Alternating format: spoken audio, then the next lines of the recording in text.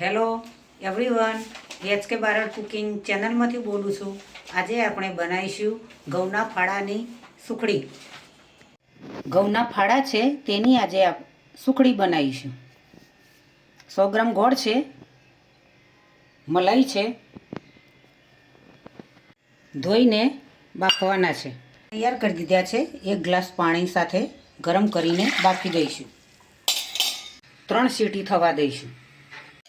આ રીતે બાફીને તૈયાર કરી દીધા છે। રીતે ઘી લઈશું, અડધી વાટકી। ઘી ગરમ થઈ ગયું છે। હવે ગોળમાં અંદર એડ કરીશું। 100 ગ્રામ ગોળ લીધો છે।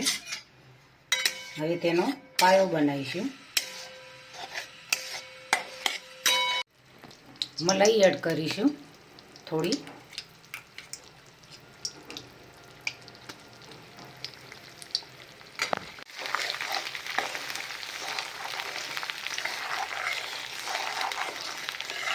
આ રીતે હલાવતા જવાનું છે। ગોળ ને ઘી એક થઈ જાય એ રીતે કરવાનું છે। એ રીતે પાયો બનાવવાનો છે। ગોળ હલાવીશું।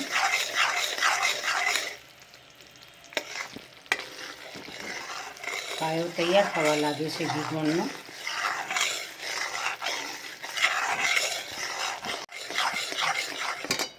હવે ફાળા બાફેલા છે એડ કરીશું અંદર।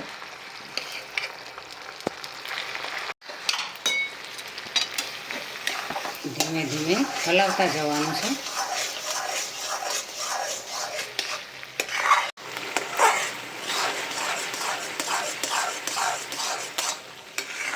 પાણી બિલકુલ સુકાઈ જાય ત્યાં સુધી હલાવતા જવાનું છે। સ્વાદિષ્ટ ટેસ્ટી એવી ફાળાની સુખડી બનાવીશું।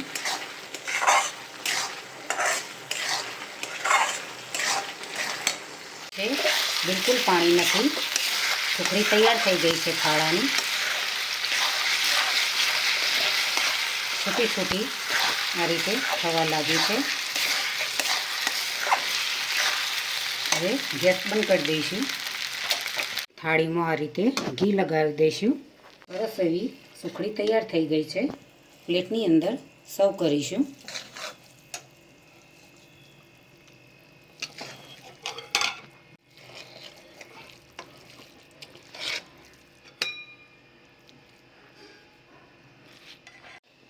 સુખડી તૈયાર થઈ ગઈ છે।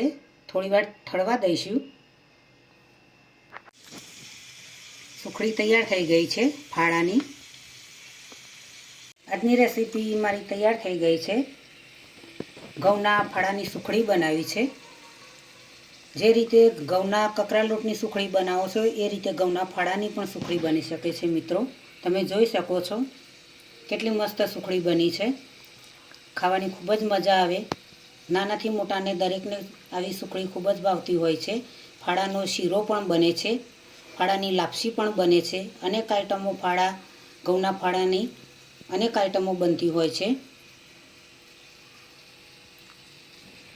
તમે જોઈ શકો છો મિત્રો, ખૂબ જ મુલાયમ સરસ એવી સુખડી બની છે।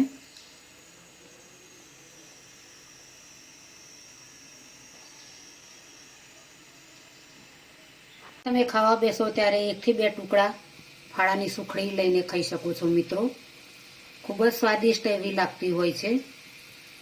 ગળ્યો સ્વાદ તો દરેકને મીઠો લાગતો હોય છે। ખૂબ જ ખાવાની મજા આવે। તો આજની રેસીપી મિત્રો મારી તમારા મિત્રો સુધી પહોંચતી કરજો। મારી ચેનલને સબસ્ક્રાઈબ કરજો। મારા વિડીયોને લાઈક કરજો, શેર કરજો, બને તો કોમેન્ટ કરજો।